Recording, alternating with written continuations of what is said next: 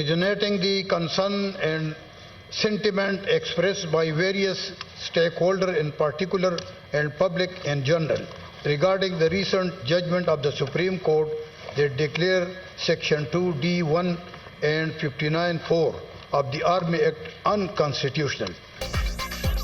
Supreme court military trial फैसले के खिलाफ करारदाद सेनेट में कसरत राय से मंजूर। रूलिंग को पार्लियामेंट की कानून साजी के खिलाफ करार दे दिया गया। मिलिट्री कोर्ट ट्रायल फैसला पार्लियामेंट के इख्तियारात में मुदाखलत है।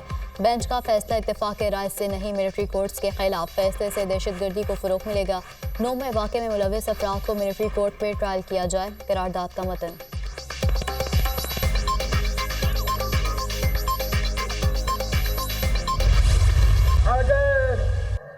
सदर जरदारी की मेहनत की वजह से चंद महीनों के लिए उनका वजीर आजम बन सकता है, तो इस दफा सदर जरदारी की मेहनत से इंशाअल्लाह ताला जियाला भी वजीर आजम बन सकता है। हमारे दोस्त वो भी लड़ रहे हैं, उनका हक है, मगर अगर वो समझते हैं कि वो तरीके इंसाफ को नकल करके इलेक्शंस लड़ सकते हैं, तो पाकिस्तान के अवाम फरवरी 8 को उनको भरपूर जवाब देंगे। अगर सदर जरदारी की मेहनत से कोई 16 माह के लिए वज़ीर आज़म बन सकता है, तो सदर जरदारी की मेहनत से जियाला वज़ीर आज़म भी बन सकता है। इस मरतबा जियाला वज़ीर आज़म और जियाला वज़ीर आला होगा। पीपी चेयरमैन का दावा, अगर वो तहरीक इंसाफ की नकल करके इलेक्शन लड़ सकते हैं तो अवाम उनको भरपूर जवाब देगी।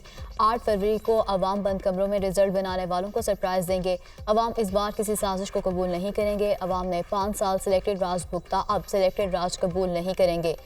इस दिन महंगाई लीग और तहरीक के इंतशार को शिकस्त देंगे। बिलावल भुट्टो ने पीटीआई को तहरीक इंतशार और नून लीग को महंगाई लीग करार दे दिया। इंतखाबात अपने बलबूते पर लड़ेंगे। दाएं बाएं देखने की बजाय अवाम से ताकत लेता हूँ। पीपल्स पार्टी का कोई सियासी हरीफ नहीं है। मेरा मुखालिफ महंगाई, गुर्बत और बेरोजगारी है। Peoples Party chairman Bilawal Bhutto का जलसा आम से खिताब।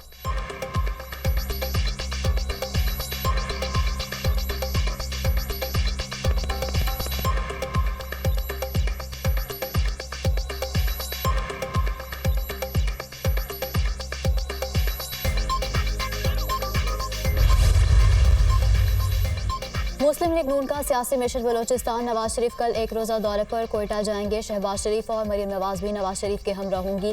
बलोचिस्तान की अहम सियासी शख्सियात मुस्लिम लीग नून में शमूलियत इख्तियार करेंगी। मुस्लिम लीग नून का बलोचिस्तान अवामी पार्टी के साथ सीट एडजस्टमेंट के मुआहदे का ऐलान भी मुतवक्किल।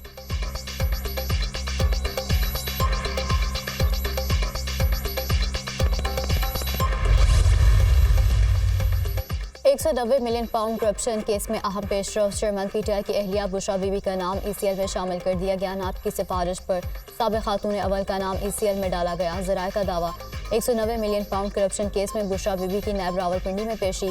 मुल्जिमा से फरहद शहजादी के बारे में भी पूछा गया। फरहद शहजादी से आपका क्या ताल्लुक है? क्या फरहद शहजादी के माली मामलात और किरदार से मुतमईन है? अलकादर ट्रस्ट बनाने का मकसद क्या था? क्या आपने फ़िक़्ह या दर्स निज़ामी का कोई कोर्स किया? क्या आप अलकादर ट्रस्ट से बतौर मौलिमा भी मुराद लेती रहीं? नैब टीम के बुशरा बीबी से सवालात। तहकीकाती टीम ने साबिक़ खातून अव्वल को 11 सवालों पर मुश्तमिल सवालनामा थमा दिया। बुशरा बीबी को जवाबात जमा कराने की हिदायत। नैब रावलपिंडी ने फरहद शहजादी को भी 190 मिलियन पाउंड करप्शन केस में आज तलब कर रखा था।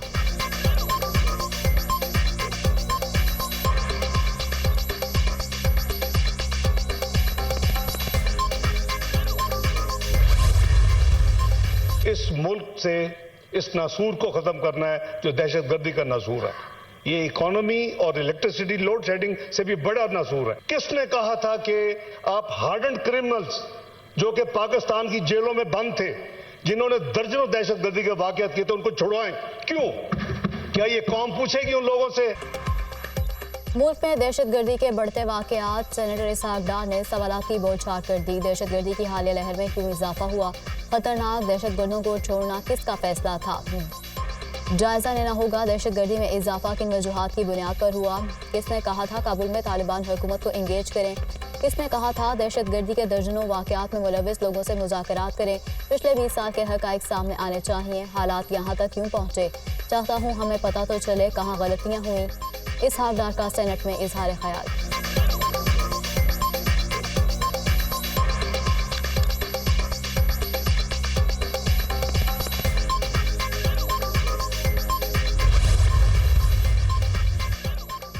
पाक चीन बहरी अफवाज के माबैन दो तरफा मशक गार्डियन 2023 का आगाज़ कल से होगा। मशक़ें 2 मराहिल पर मुश्तमिल है, जिसमें हार्बर और सी फेस शामिल है।